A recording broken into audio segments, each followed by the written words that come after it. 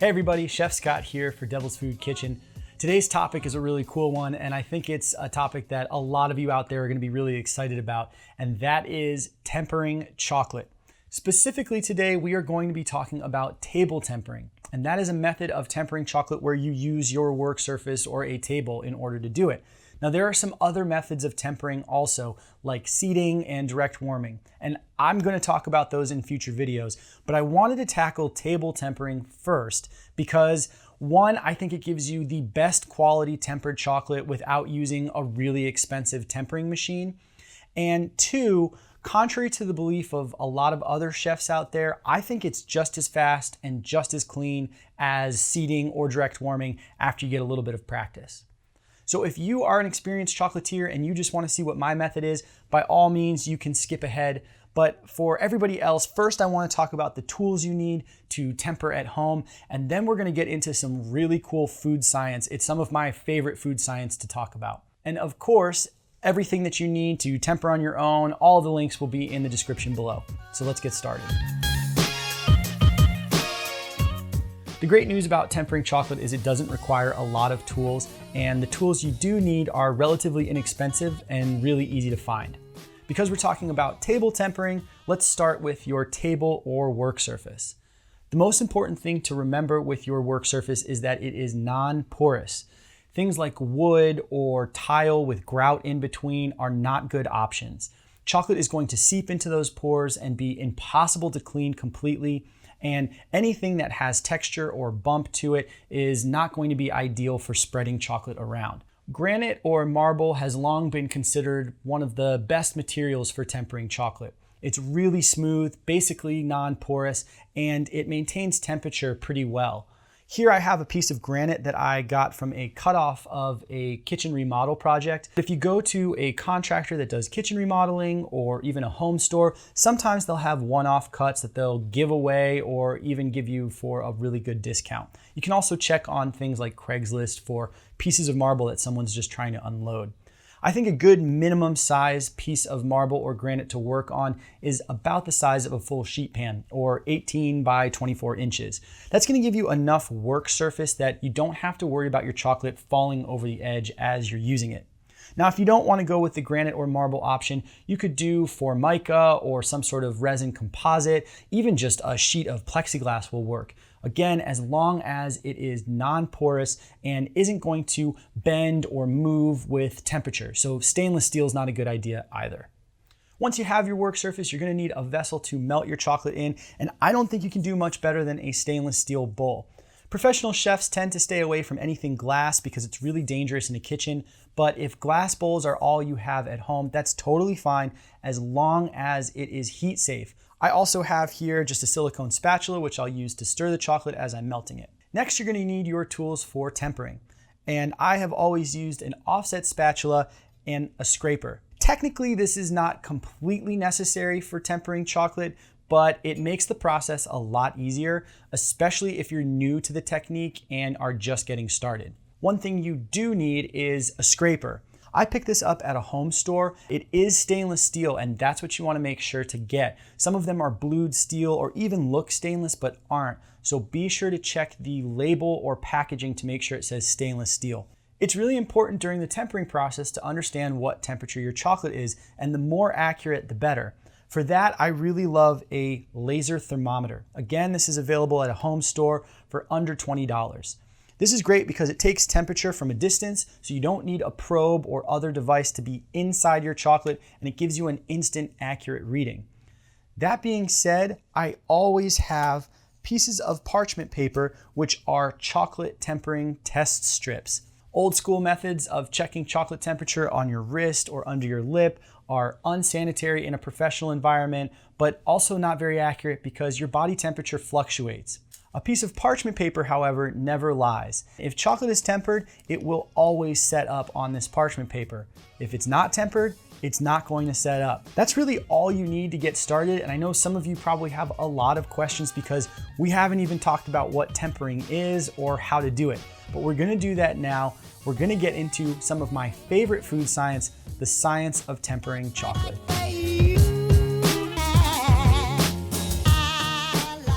Have you ever noticed how versatile chocolate can be in recipes? It can be in a liquid state, like for a sauce or in hot chocolate, a semi-solid for fudge or chocolate confections, or most notably in a solid state like your favorite chocolate bar. The reason behind all of that versatility is really in the fat of chocolate, and that is cocoa butter. Now, you've heard of cocoa butter before, I'm sure, because it has lots of uses outside of just recipes. It has some really interesting physical properties, and those physical properties are what give chocolate its versatility. Now, cocoa butter is crystalline in its solid state. It likes to form into a crystal, and that's important. Even more important and unique is that it has a property known as polymorphous crystallization. All that means is depending on the temperature when the cocoa butter crystal is formed, it can take on lots of different sizes or shapes. And this is the essence of tempering. All we're trying to do is create cocoa butter crystals at a temperature range that gives us a really specific crystal. It's just the right size and just the right shape that at room temperature it locks into a really solid structure. And that gives you all of the characteristics of a really high quality chocolate bar. Good snap, good shine from the mold it came out of, and a really nice, pleasant mouthfeel. It doesn't melt too quickly or too slowly. So the next step is to understand how to form any type of cocoa butter crystal, and then specifically the cocoa butter crystals we're looking for. At a certain temperature, cocoa butter crystals break down from their crystalline form and liquefy. And this is the temperature we want to start all of our chocolate tempering with. And that temperature is 45 degrees Celsius or 113 degrees Fahrenheit when you're using dark chocolate, and 40 degrees Celsius or 104 degrees Fahrenheit when using milk or white chocolate. The reason the temperature is lower with milk or white chocolate is because you have a lot of dairy and milk solids in those that can burn at high temps. So we're going to talk about dark chocolate tempering for this video, but I'll include all of the temperature ranges for any type of chocolate. So we begin the tempering process at 45 degrees Celsius, which is too hot for any crystals to stay formed. All of the cocoa butter is liquid and we have a blank canvas. Then we begin to cool the chocolate. And as we cool the chocolate, we enter different temperature ranges. Each temperature range will produce a cocoa butter crystal of a certain size and shape. Most of those sizes and shapes are not what we're looking for. They'll either take too long to develop, or will be too large, or will give you a chocolate that has a bad texture or bad stability or a bad mouthfeel. We want to temper our chocolate to develop only the right size and shape cocoa butter crystal, and that crystal is known as a Form 5. This crystal is just the right size, just the right shape to give us all of the great characteristics of tempered chocolate that we've talked about. The right temperature range is only part of the equation of tempering. If you were to simply heat or cool your chocolate to that range, you wouldn't have a temper. The other half of the equation is agitation. And this is why every form of chocolate tempering involves some sort of mixing. In this method, we're going to be mixing directly on the table, hence the name. When you mix at the right temperature range, you knock Form 5 crystals into one another and other cocoa butter. This creates a chain reaction that grows more and more Form 5 crystals until you have enough to get the strength and stability of a good tempered chocolate. So it's a combination of the right temperature and the right agitation that creates a tempered cocoa butter and a tempered chocolate. This leaves just one more piece of the puzzle to discuss before we get to the method, and that's the chocolate that you use in the first place. Because if you're not working with the right chocolate, you're never going to get the right temper. Understanding how to temper isn't worth very much if you're using the wrong chocolate. Because cocoa butter is the essence of tempering, we want a high quality chocolate with a lot of cocoa butter in it, and that's known as a couverture.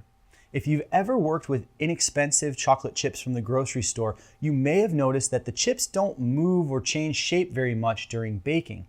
That's intentional. They've been formulated with a low quantity of cocoa butter so that they hold their form in the baking process. And that is not the type of chocolate we want to work with.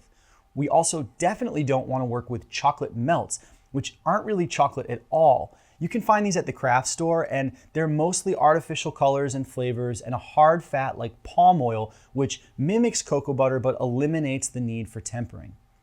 Quality couverture will almost always have a percentage on its packaging, and that percentage represents the total amount of cocoa solids in the chocolate, both cocoa mass and cocoa butter.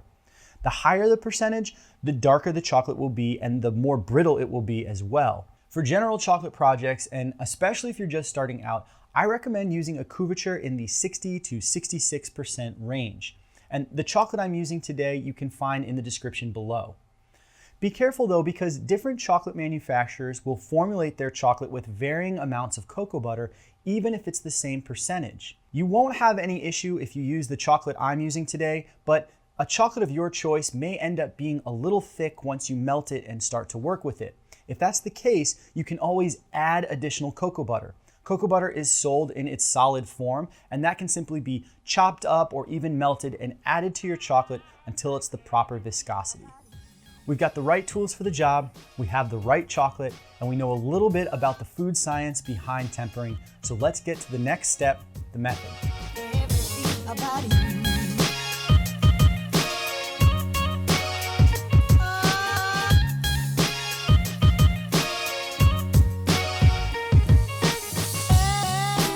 Begin melting your couverture over a double boiler or in the microwave.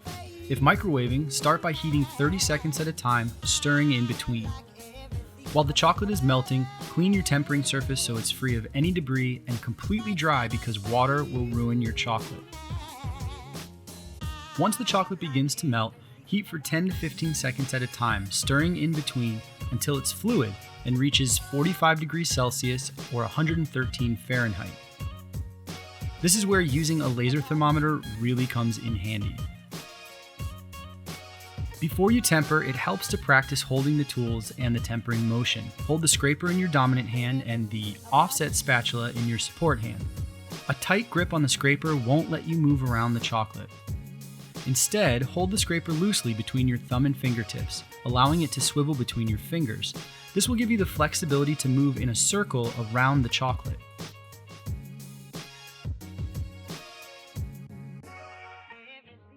Pour 80 to 85% of your chocolate onto the tempering table. Spread the chocolate in an even layer with the offset spatula so it can begin to cool. Drag the scraper around the edge of the chocolate back to your starting point and back and forth through the center. Chocolate on the outer edge cools fastest and develops Form 5 crystals first, so this motion pulls those crystals to the center and pushes the warmer chocolate out to the edge to cool and continue the cycle. Continue the process until your chocolate cools to 29 Celsius or 84 Fahrenheit. I use a laser thermometer one more time to test. With the bowl under the lip of the table, pull your chocolate off with the scraper in swift, controlled motions. Going slowly will only cause the chocolate to dribble off the edge of the table. I use the edge of my mixing bowl to keep the scraper clean. Once your cooled chocolate is added back into your remaining warm chocolate, it's time to mix well. The final temperature should be 31 to 32 Celsius or 88 to 90 Fahrenheit. Take a small square of parchment paper and dip one side into your tempered chocolate. If your chocolate is tempered well, you should see it start to set and turn from glossy to semi-gloss within 2 minutes. A small amount of cooking oil works well to clean the granite, and for my tools I just used warm, soapy water, making sure to dry them thoroughly.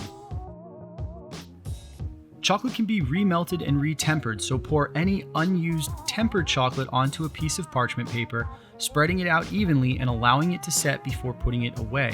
If you heat your tempered chocolate above 34 Celsius or 93 Fahrenheit, it will no longer be tempered and will not set properly.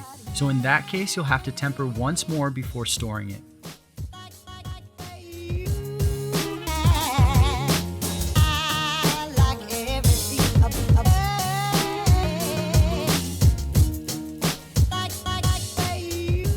The steps for tempering chocolate are actually pretty simple, but it does take patience and practice to master. Keep these tips in mind and your tempering experience will be that much smoother. Number 1, don't forget to use a high quality couverture chocolate for tempering. I recommend something in the 60% range as you're just starting out, and if the chocolate of your choice is a little too thick, you can always add cocoa butter to it to create the perfect viscosity. Number 2, the best way to check for a temper is with a little piece of parchment paper. It's always going to give you an accurate reading on how quickly your chocolate's going to set up and whether or not it's in temper in the first place. Number 3, anytime you need to heat your tempered chocolate while you're working with it, make sure that you mix that chocolate thoroughly after heating it and test one more time for temper.